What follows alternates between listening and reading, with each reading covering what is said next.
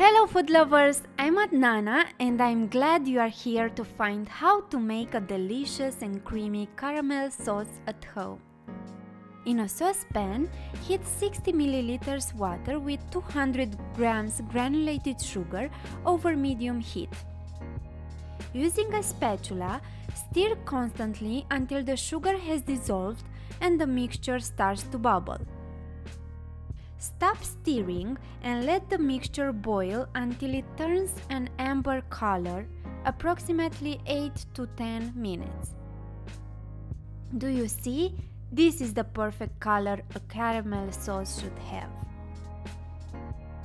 Remove from heat and whisk in gradually 160 ml heavy cream. Pay attention because the mixture will bubble up.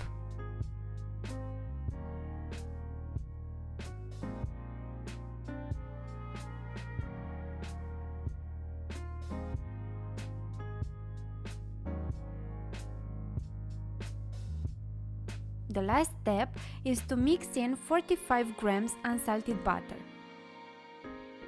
Stir until it is fully dissolved. In order to give this caramel sauce a special flavor, add 1 teaspoon of vanilla extract and stir until well combined.